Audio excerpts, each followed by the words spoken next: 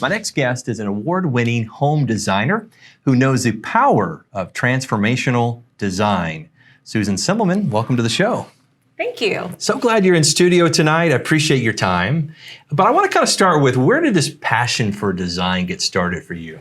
Well, absolutely God. I mean, there's no doubt about it. I have loved design my entire life. I was born with it. I was a little girl decorating my room to making sure my toys were all displayed perfectly, or my dolls, things like that. And I just wanted to always walk in a space and make sure that it had every opportunity to shine the way that it should. So you've always seen a room differently than most people. Is that a fair way to say it? I've always seen a room differently. I don't know than most people, but definitely differently. Right. Well, I mean, but it takes a gift to walk in and see a space, and you start to think about how the space can look better. From what you're telling me, that started early for you. It did start early. That's awesome. It did. So what sparked the idea to start your own company in 2019? Because you're off and you're in the industry and you're working, and then you're like, hey, let's start a company. Let's do it. I know it. I just really felt called to go out and give to the community and to the world. I wanted to do it. I did not actually launch my own brand to try to go do anything other than just, I wanted to do what I loved doing. And so when I did that in 2019, I started with a handful of people to help me do it. And just one thing unfolded to the next, and ended up getting client after client after client. And then so we started growing. I started hiring an incredible team. And here we are today, 3 years later, and just having a blast. That's awesome. Now, there was something that happened a year after you started your business. I don't know if you heard about it. It's a world pandemic. I don't know if that affected your business at all. Well, it affected the business side of it, of being able to get product. But what is pretty miraculous to me is, and I'm certainly not oblivious to the fact that there was a pandemic, so I do realize, but it was more that the business kept flowing in. The business was there. It kept flowing in, and people that were home were needing services, and calls were coming in, and more incredible clients were coming our way. So I knew, and I was aware of the pandemic, of not being able to get the product to do it, but the services that we could offer were coming in demand, and it was quite an incredible memory of that pandemic for me, to say that there was a positive out of it. That's good. Now, you are known for giving back in the community. Was it a mentor that taught you how to do that? I mean, where did that come from? It really interesting that you say that. I think it's a spiritual gift. I love to give.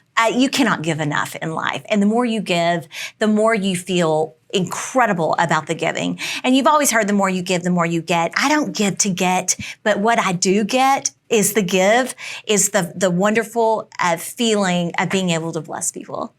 Your website, and we'll pull it up here on the screen for people to go to, is, well, give us your website. I want to make sure we get it out there. www.semmelmanninteriors.com. Semmelmanninteriors.com. We want to make sure. And this is where people can look at the work here, by the way. Absolutely gorgeous. You've worked on several different homes.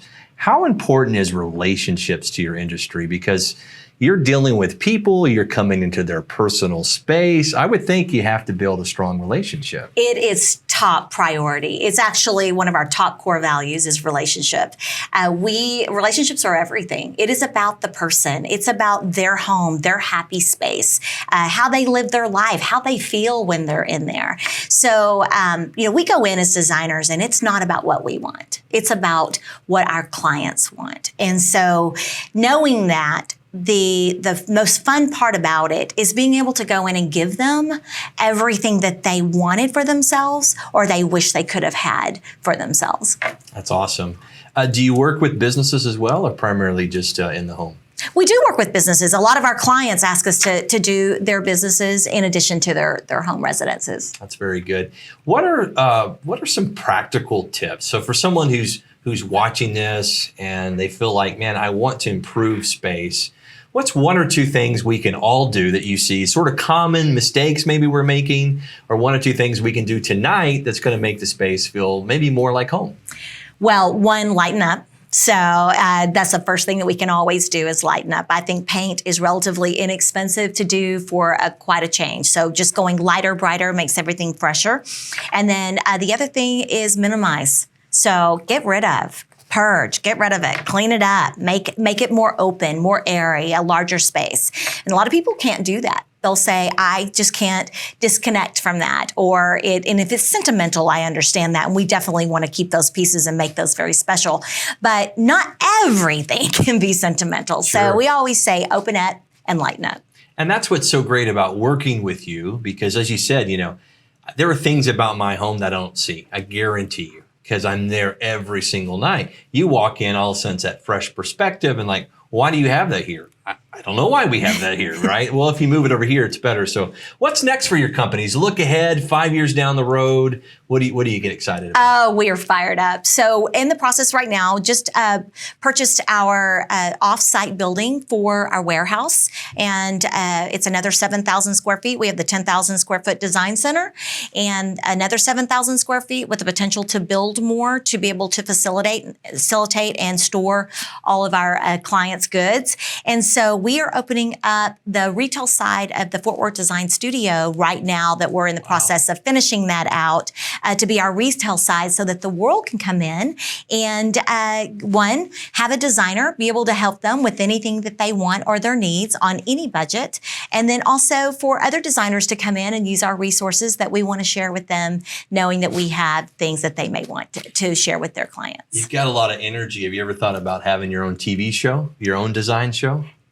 No, because I love my business so much, and I honestly I want to just stay in that lane and do what I do. I've seen it in the past where people will go and they'll do different things in their life and they lose that hands-on.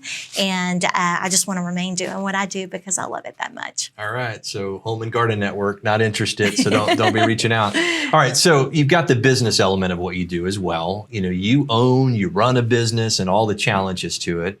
What are some advice you would offer now that you've been in it, been in the thick of it, that you would like, man, if I go back to 2019, this is what I would do differently? What advice would you offer?